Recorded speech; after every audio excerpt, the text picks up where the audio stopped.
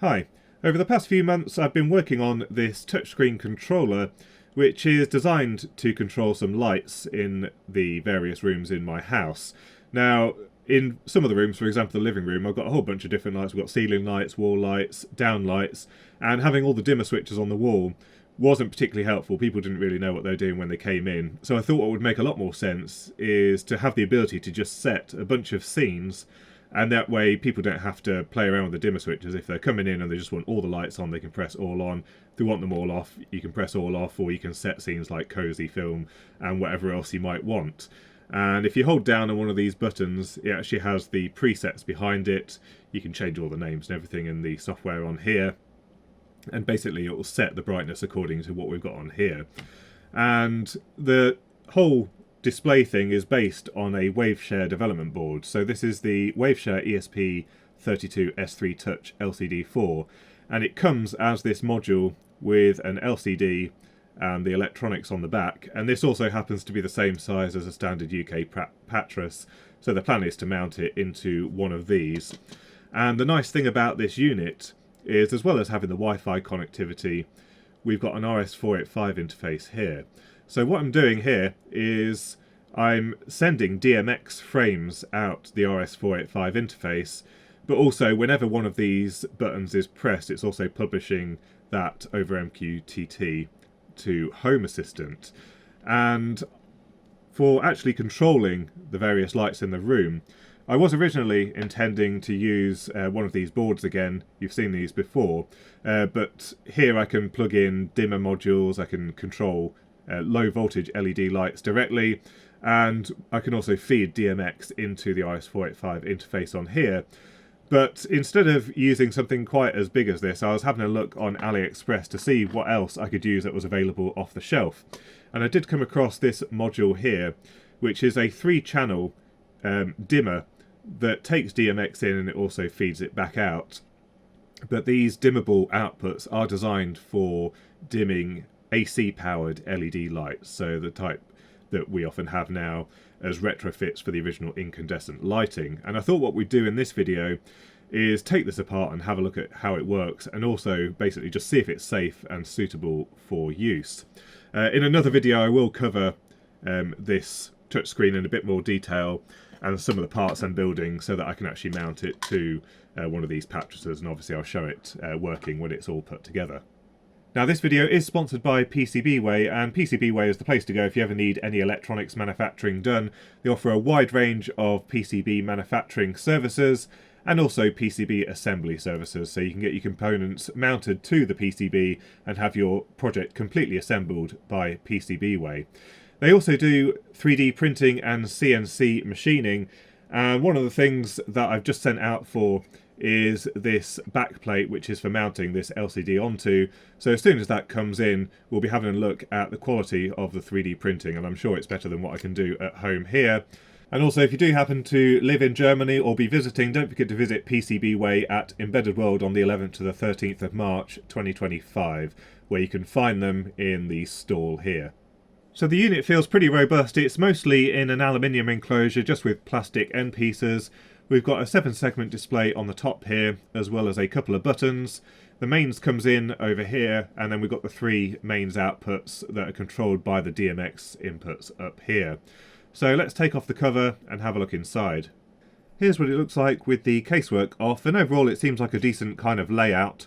On the top we've got the microcontroller board, and then the bottom we've got all the power electronics. So we've got an STC microcontroller just here. Obviously the 7-segment display, and we can see the 4 transistors here for the common anode or common cathode. We've got a shift register up here for driving the 7 segments and maybe the decimal point. Obviously a 16 megahertz clock, and then we've got some EEPROM here. Now this does have internal rewritable flash, and I think it has EEPROM, but for user settings they probably decided it was easier just to write to an external EEPROM. So that probably stores the DMX addresses. I'm not sure if there's any other settings that we can set on the interface. And then at the bottom we've got the power board. So it looks like they're going for the dual MOSFET approach, similar to what I did on my design. So as I said, the 2 MOSFETs per channel. We've got an isolated AC to DC converter, and then 3 little isolated DC to DC converters. I think that says 1209, so that's 12 volts to 9 volt conversion. So 3 isolated channels. You do need that isolation between each of these if they're being driven the same way that I did with mine. And then on the bottom, you can see we've got the optocouplers for driving the output MOSFETs, so 3 optocouplers there. We've got an optocoupler and a bridge rectifier over here, so presumably that's the zero crossing detection. It looks like we've got an RS485 transceiver. The DMX input and output are just bridged between the two, so it doesn't repeat the DMX signal. It looks like we've just got one transceiver that then feeds the serial input into the microcontroller. So yeah, it doesn't look like the isolation's done very well here. We've got the fuse holder, which is for the live terminal. Then it goes through to here to this dropper resistor for the zero crossing detector. And then this is still the live along here. It goes through this 33k resistor, but then we're right next to the ground plane for all of the electronics here. And the zero crossing detector isn't actually isolated until we go through the optocoupler. So it looks like we've got an isolation fail. What we've got on here is the ground for our DMX. So we've got ground here, and you can see that is the same ground plane that is right next to these AC connections. So this wouldn't really pass any kind of safety. And also, I noticed the overall enclosure isn't earthed in any way either. And in fact, when it sits in the casework, it's just riding on this bit here, which, you know, if it rubbed through here, we're again relying on this very small amount of isolation on the ground plane. And even across these optocouplers here, we've got the ground plane sort of breaking through here. So unfortunately it doesn't look very safe, but let's have a look at the schematic. I'll try and reverse engineer this quickly. So starting off on the top up here, this is the zero crossing detection. We've got 2 33k resistors going into the bridge rectifier, and then another 33k resistor on the other side of the bridge rectifier, with the infrared LED on the optocoupler just here, and that gives us an average current of 2.3 milliamps. So it means we're dissipating about half a watt in the zero crossing detection at all times. And then it feeds the little transistor that's in the optocoupler and then another MOSFET. And the way this works is basically at the zero crossing point we get a little blip on this output here that goes into one of the GPIO on the microcontroller, and then it stays low the whole time that the AC voltage is above what's needed to turn on this LED.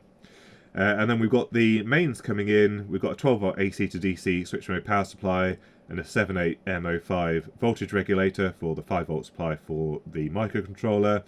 We've also got 3 of these isolated DC to DC converters, so 12 volt input and then 9 volt isolated out. And then we've also just got the microcontroller EEPROM and then a few bits for the 7-segment display. And then the main stuff is around the dimmable section here. So we've got an optocoupler which triggers the load on or off, and it's fed in the same configuration basically as what I implemented originally in my LED dimmer. The difference here is rather than a gate driver, they've used 2 discrete MOSFETs to drive the gates of these 2 MOSFETs over here. So these are power MOSFETs, the CMF20N50, and it has fairly decent specs, an RDS on of 0.26 ohms when driven with a gate voltage of 10 volts. Now we can only drive it with a gate voltage of 9 volts because that's the isolated DC to DC converter that they've decided to use here.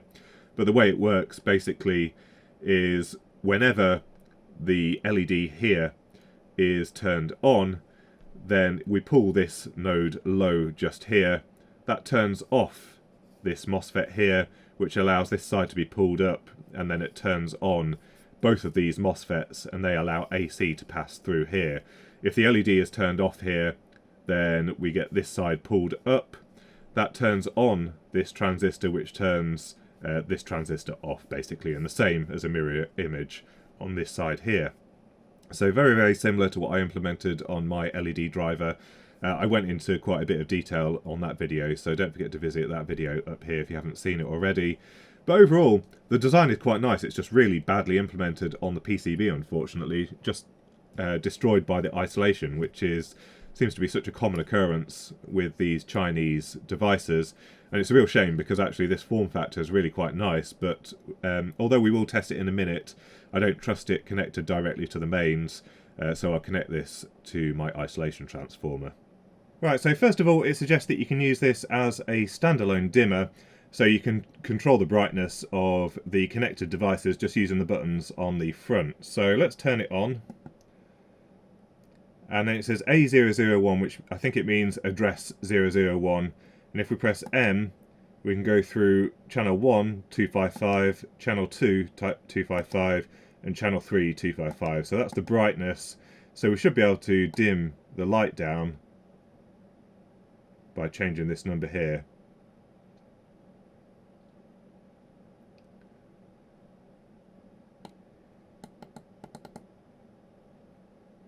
And yeah, indeed, that seems to work quite nicely. And it'll be the same for the other two channels as well. Right, so we've got it all connected up. One slight caveat is with this module here, I've decided to only send out 16 channels of DMX data. There's no point in sending out all 512 bytes when I'm never going to use that many, so it takes up less CPU cycles.